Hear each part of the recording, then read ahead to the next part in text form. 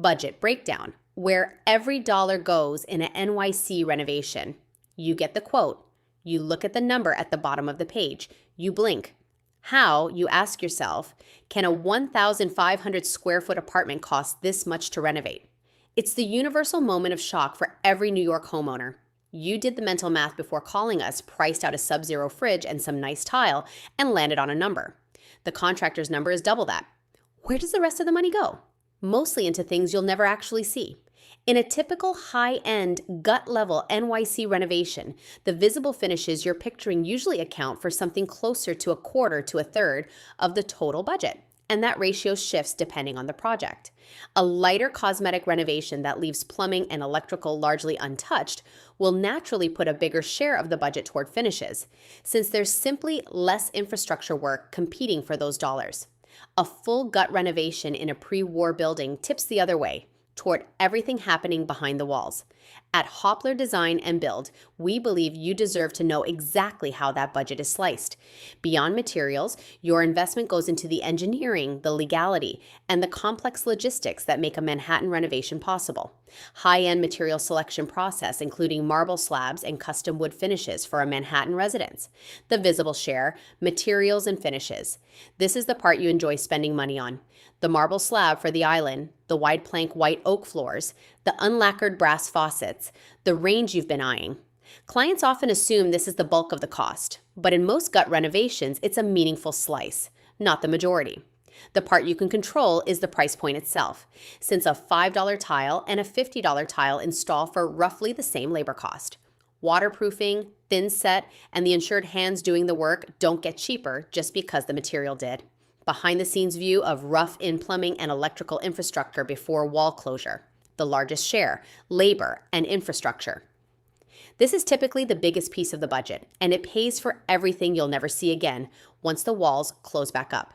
It covers the skilled work of a plumber rerouting a gas line, a licensed electrician upgrading your panel, and the framing, insulation, and rough materials that make the space structurally sound and code compliant. In New York specifically, you aren't just paying for labor, you're paying for licensed, insured labor. And in a luxury co-op, every worker on site has to be vetted, insured, and qualified to work in a sensitive, occupied environment. That premium shows up here more than almost anywhere else in the budget.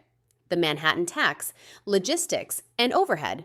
This is the cost of doing business in one of the hardest cities in the country to build in, and it covers the operational reality of working inside high-rise buildings with strict management protocols. Moving sheetrock up 30 floors in a shared service elevator can eat hours of coordinated labor time before a single sheet gets installed. Protecting a landmarked marble lobby or an elevator cab with masonite and corrugated plastic is its own line item, not an afterthought. And insurance in New York, shaped in part by the state's scaffold law and a genuinely high liability construction environment, tends to run well above what the same policy would cost almost anywhere else. The overlooked share, permits and board fees. This is the category most budget breakdowns skip entirely, and it's real money. DOB filing fees, an expediter's fee to shepherd the application through the department, architect and engineer review fees for stamped drawings, and for co-op projects, a board-mandated security deposit that sits with the building until the work is signed off, all belong here. None of that goes toward anything you'll touch or see in the finished space, but skip it in your planning and you'll be caught off guard partway through the process. For a pre-war building, this line also tends to include the asbestos assessment required before the DOB will issue a permit for work that disturbs existing materials, which is a cost that catches a lot of first-time renovators by surprise.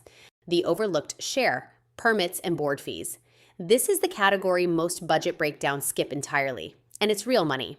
DOB filing fees, an expediter's fee to shepherd the application through the department, architect and engineer review fees for stamped drawings, and, for co-op projects, a board-mandated security deposit that sits with the building until the work is signed off, all belong here. None of that goes toward anything you'll touch or see in the finished space, but skip it in your planning and you'll be caught off guard partway through the process.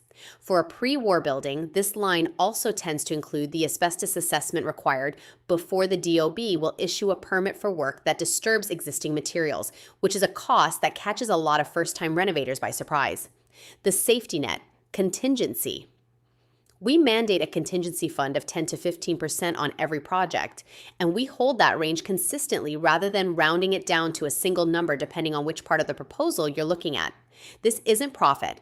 It's the fund that absorbs the hidden leak behind a wall, the rotted subfloor nobody could see until demolition started, or the structural surprise that only reveals itself once the finishes come off.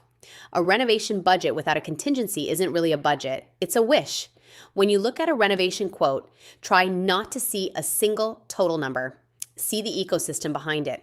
You aren't just buying a new kitchen, you're funding a complex logistical operation designed to perform surgery on your home without disturbing the patient. It's expensive? Yes. But once you understand where the dollars actually go, towards safety, skill, legality, and the paperwork that protects the property itself, it stops looking like a cost and starts looking like an investment in the long-term value of your Manhattan property. Is the 30% figure for visible finishes accurate for every renovation? It's a reasonable benchmark for a high-end, full-gut renovation, but it isn't universal. Projects that leave plumbing, electrical, and structural systems largely untouched put a much larger share of the budget toward finishes, simply because there's less infrastructure work competing for those dollars. Ask your contractor for a breakdown specific to your scope, rather than assuming one ratio fits every project. Why does labor cost more in New York than in other cities? Because you're paying for licensed, insured trades working in some of the most tightly regulated buildings in the country. A luxury co-op requires every worker on site to be vetted and qualified to work in an occupied, high-liability environment, and that oversight, along with New York's insurance and labor market, pushes the price of skilled labor above what the same work would cost elsewhere. Do permit and board fees really add up to a meaningful amount? Yes. Between DOB filing fees, an expediter's fee, architect and engineer review fees, and a co-op board security deposit, this category can represent a real percentage of the total project cost, even though none of it touches anything visible in the finished space. It's worth asking for this broken out separately in any estimate you're comparing. What's a reasonable contingency to budget for? 10 to 15% of the total project cost is standard for New York renovations, and pre-war buildings tend to sit toward the higher end of that range given the likelihood of hidden conditions behind old walls and floors. Treat that contingency as part of the real budget from the start, not as an optional cushion you hope not to need. Can I reduce the invisible cost to put more money toward finishes?